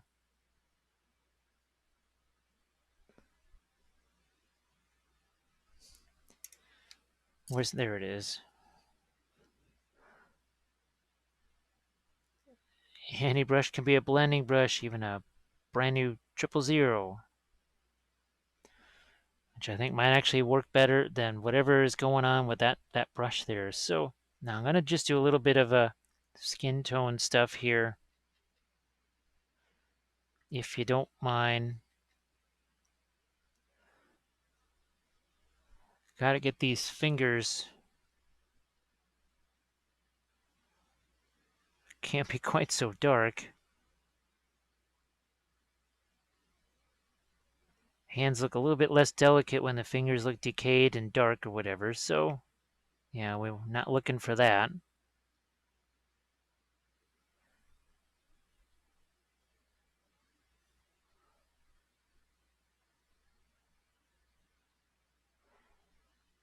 All right. And I'm even gonna let a little of that skin tone hit that red there. I'm looking to lighten that a bit, not make it pink. So this is more like the color, the wing color on the top of the wings.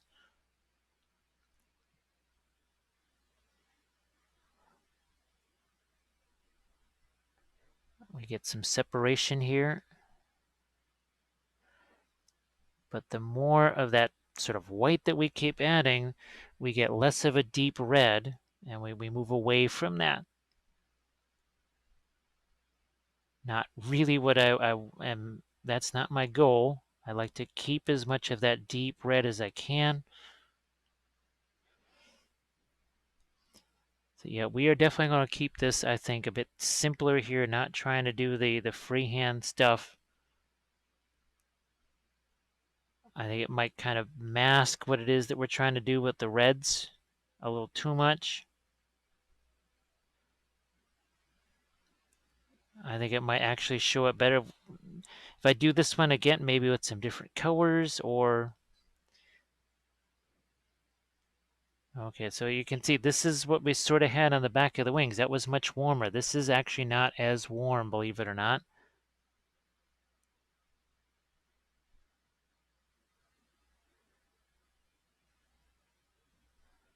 Now, it's not the magenta like what we've got over here, but still not as warm.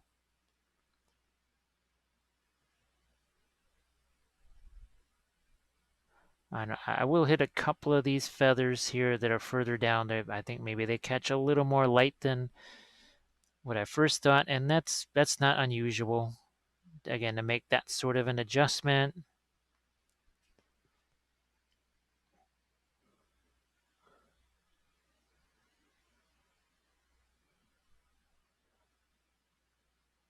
All right, I think now finally have that finger set.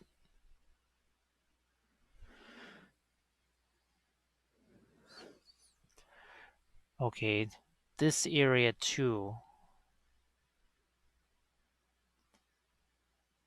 I'm going to hit it like this, and then I'm going to go back over here to some of that cadmium red deep to let those perhaps even mix together. Back to some Fanchon red.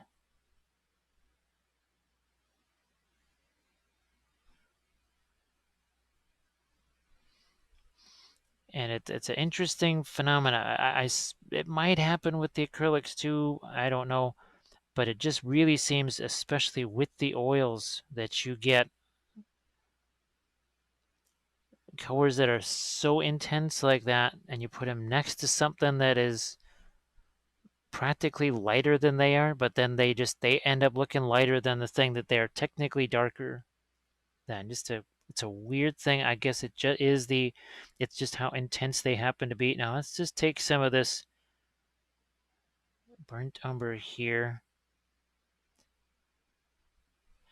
And I'm just doing a little touch of a glaze here. That's all.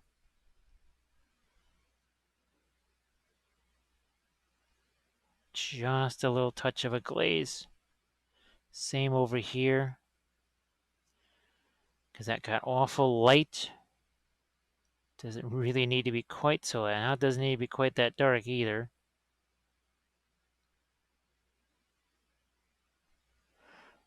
Okay, I think we've got that pretty well set. Sorry if I pulled it up so close to the camera that it got out of focus.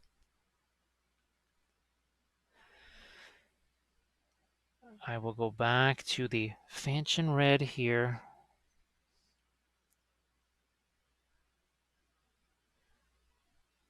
Now we're just going to pull out some lights here. Now you can see how much lighter that is.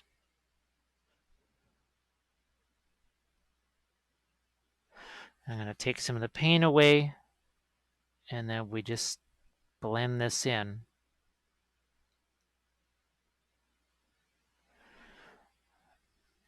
Some of this magenta here.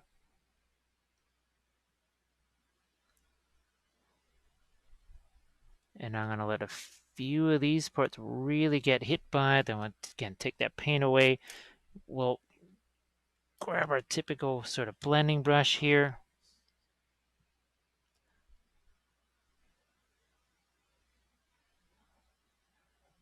And I think we're going to hit several areas with this. It's going to tie things together. It unifies some things. We got, see a big old nasty brush stroke there, which now becomes a nicely blended area. I think we could potentially use some darks under there, just like what we did over here.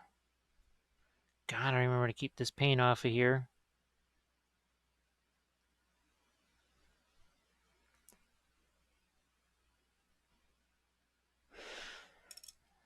Where's my... Ah, there you are. So darks. Few areas here. You know what? I can see... Oh my goodness. Don't know if you'll be able to see much of that. But trying to think of it almost as, say...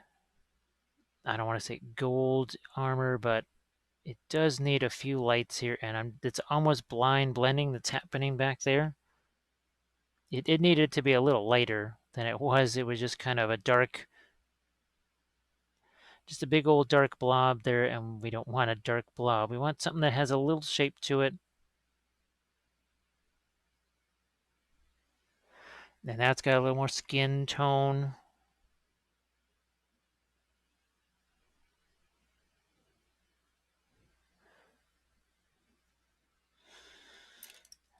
I'm going to see if I can...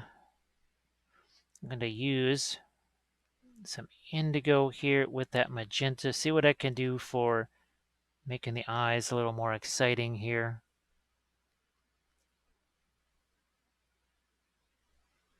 I'm even going to darken up the hair on the inside.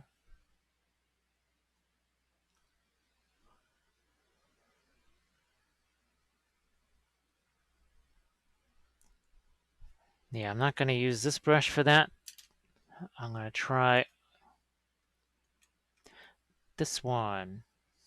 Maybe this one doesn't have the crazy little flyaway here. That one might just work a little better.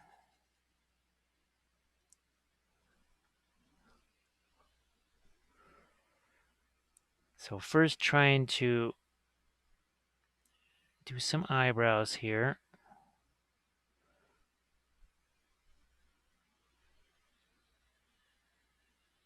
And then trying to have an eye that maybe is looking up towards where the flame is.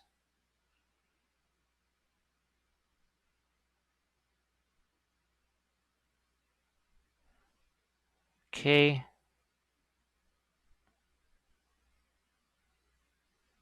Aha, there we go. So now we have some eyes looking at the flame. Sorry to kind of turn that away from your field of vision, but because of the hair over here, the way it's kind of sculpted further out from the face like that, there was no way I could get the brush around that. So, and now I'm going to try and get some even more intense dark down into some of these folds here.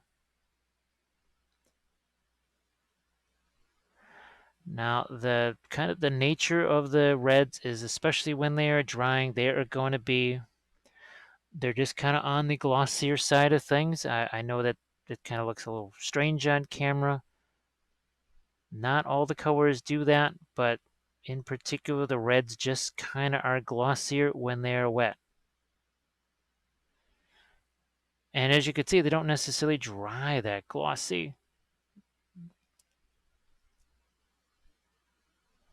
It could just have to do with that whole linseed oil, safflower oil thing. I try not to let myself get bogged down in that too much.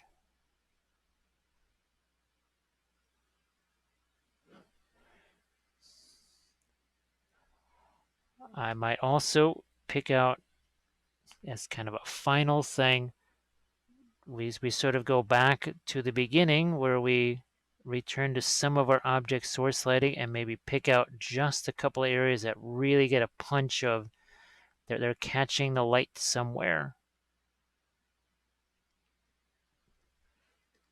So I'm going to try and get this cleaned out here.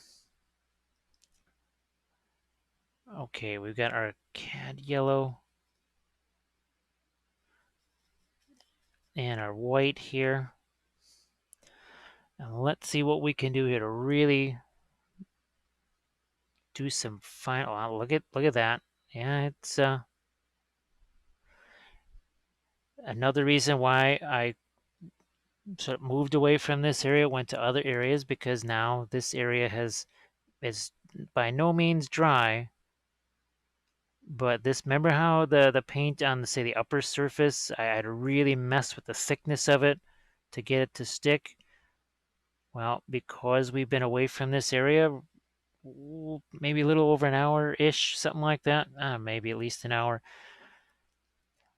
I can go back in here. Look at how much easier it is for me here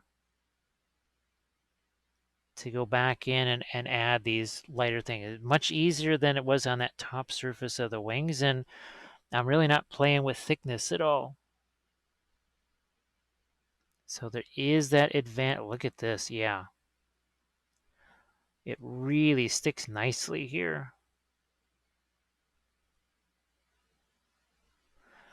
Which is why we are always preaching work on multiple figures at the same time. It's not really practical for what we're doing here.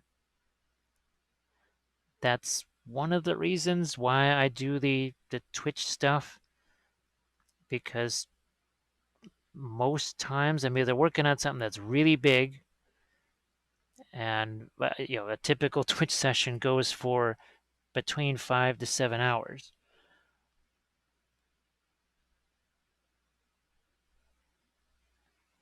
Because I am trying to work on multiple figures. Look at this little extra bright there. Yeah, see that little extra bright touch there?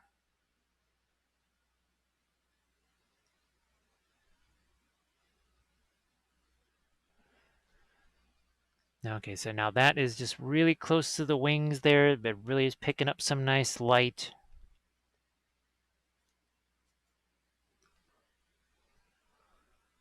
Do I need, oh, you know what? The hair right here. Oh yeah, I mean, this is pretty darn close to where that light source is. So picking up a little bit on her lip there. Don't want her to end up jaundiced or anything like that. Okay, there's my scarlet. You know, I might darken that just a touch here. So I'm going to hit the hands, well, her hand, not hands, but these fingers that are over the top of the flame here.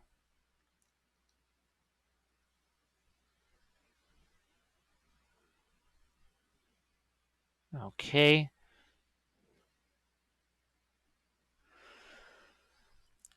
I need to, I don't want to say attach these highlights, but unify those. There's that weird kind of separation there. Not quite sure what that's doing there. This area also pretty darn close to where that flame is.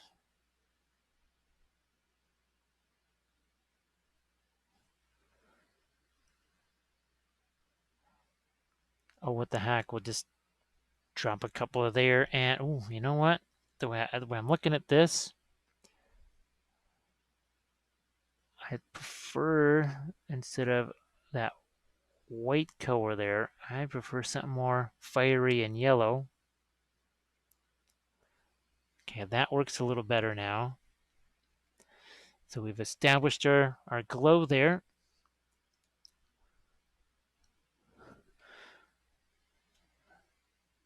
Back around over here. And any sort of lights that I'm thinking about back here on these, on the red. Here, let's just see if I can use this as a blending brush here. It might just be too much junk on it.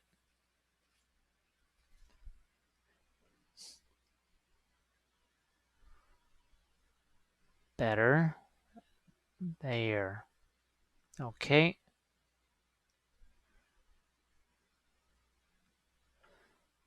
So we've got ourselves plenty of color variations. I think we have plenty of light and dark variations. Now, when I turn on my other light here, my normal working light, and it's going to hit this, there'll be a bunch of areas that I just can't even see. See, even here, see, look at that. That was very difficult before. I haven't messed with the thickness at all. And that's not, we're not even talking an hour. We're just talking a matter of minutes. And even, yeah, I'm able to do things here that I was just not able to minutes ago. That value of just kind of waiting, playing the waiting game.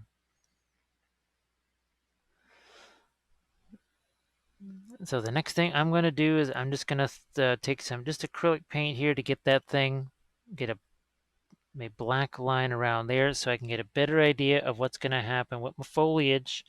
And we're going to play with those foliages next.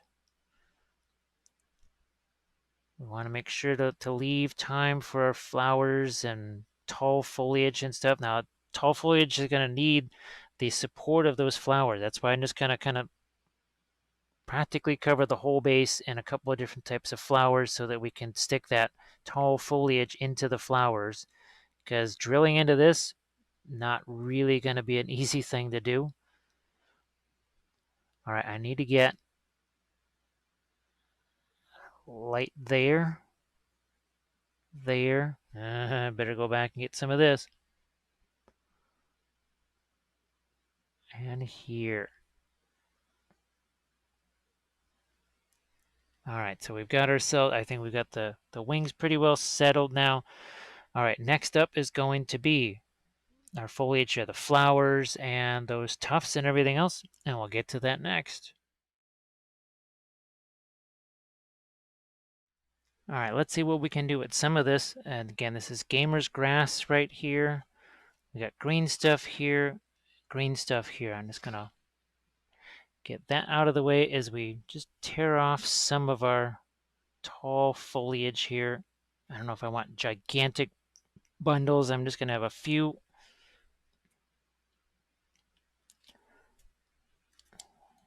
Like this.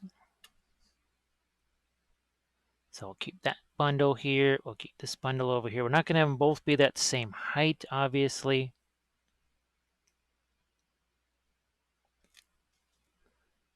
Here's a little smaller one. So we got our 3 bundles there. Blossom tufts. Okay. These aren't quite as tall as I thought they were. Now these also too, so these are made more of your foam. So this is that chopped up foam. And this is more of the, yeah, like the sawdust type thing. Because these are the tufts that we've made. We've made tufts like this before. Now these, I'm hoping that they're not going to be too resistant. You know, these are actually going to be the anchor maybe for these tufts over here. I think that might just have to work that way. All right, so we've just got a black around our base here. There's my glue. I've got one of these here pins.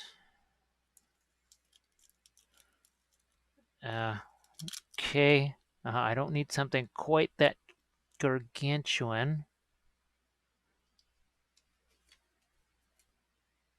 I like this smaller tuft here. Let's find a nice area for it.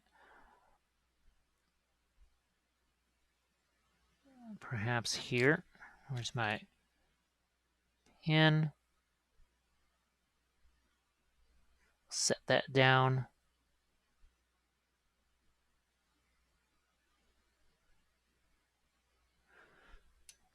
And we can even do stuff like this. So we're just going to a little more of our glue here. And we're just going to let, well, some of the petals just fall over there. And yeah, that's looking pretty intense. Now, what about this back here? I think that's pretty good. I might shave this down a little bit here. See if that works without completely undoing the tuft. I've done that. I thought, well, I'll just cut this little part away, and then the whole entire tuft just kind of falls apart.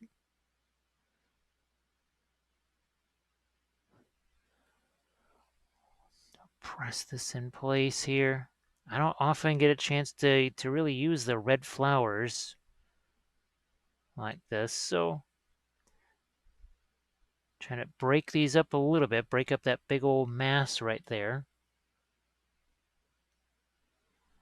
Now I'm thinking the tall foliage over here, but if I'm going to anchor that, we need to get some of these guys on here.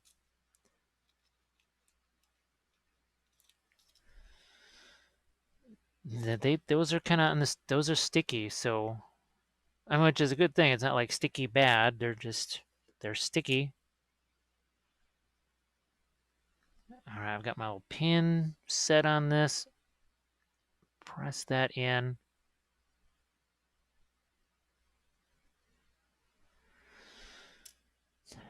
You know, I've even got a little bit of this. Nah, I would rather. Oh, just let me pull this one tuft off of here. Aha. Because what I'd like to do is have these two kind of almost blend together a little bit.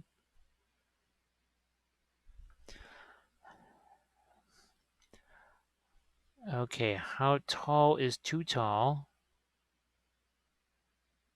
I think shorter is better. And is bigger. I think maybe larger.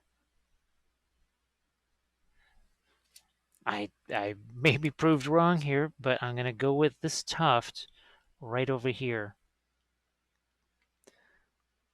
And it's going to go in between these two.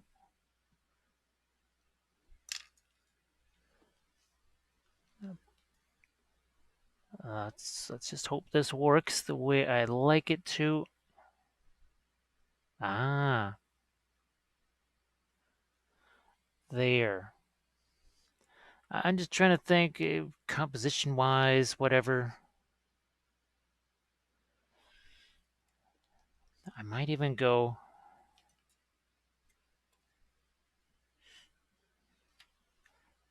shorter here.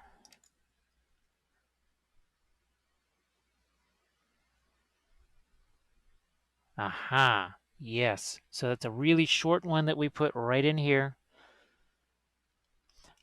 So you kind of have to figure it's almost off to this side here. Well, now we have this sort of balancing element over here. Look at the cooler foliage sort of matches what we have here. That warmer foliage there starts to match some of the fanchon red. Now, I don't want to go just berserk with flower tufts everywhere. I am going to throw just, I got some of this leftover foam here. I'm just going to pop that right in there.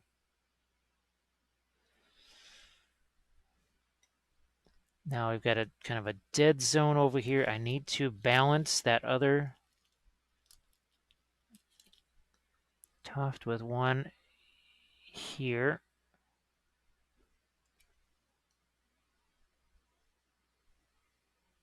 All right.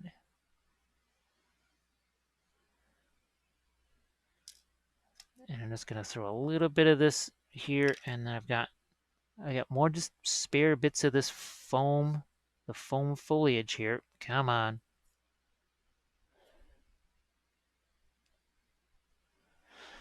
See a little bit of that brown show. That's some of that original burnt umber just glaze that's showing through there. Now, I can't really have any tufts over here because it's just going to run right into her dress there. And as one final little parting thing here, I want to try to take some of this. Yeah, that's a little much. And I want to see what happens when I hit some of the full. Ah, look at that. See how we're kind of shading our foliage a little bit? It's like artificial shading. Yeah. Ah, look at that. I thought maybe the oil paints would not have, because sometimes when you put the water in with these, it just like, well, it's a sponge. Guess what's going to happen with a sponge and water? I was hoping maybe not so much with this being oil and a thinner. So see, now there's more shape in here. Because, well, it is just, it's one color of tuft, or one color of sponge. That's why we're not getting any real shading. I can even do these. So that's another fun experiment that I was hoping to try on this. Yeah, okay. I'm good with that. We'll see how it dries. But I hope this one was useful here for you. Obviously, trying to really play off of what we did with all of our different reds here. So you can really see some of the deep red there, but then you see some of the more fiery orangey reds here. And now you get more, obviously here we've got our fanchon red back here. So I think we have utilized our color charts fairly well. And obviously then we took advantage of our, well, you know, the foliage. It's almost more of a fanchon red on the foliage side of things. So I just want to say thanks again to everybody for supporting this level and, well, all the pledge levels. It means a lot because I can just go crazy testing things like this, and we will try and find more figures. Most likely, I think something along the lines of Dark Sword figures, and maybe we'll try and find one that can take advantage of all those different blues. And yeah, thanks again, everybody, and I will hopefully see you on Twitch as well because, well, we try and do some fun things there. So thanks again.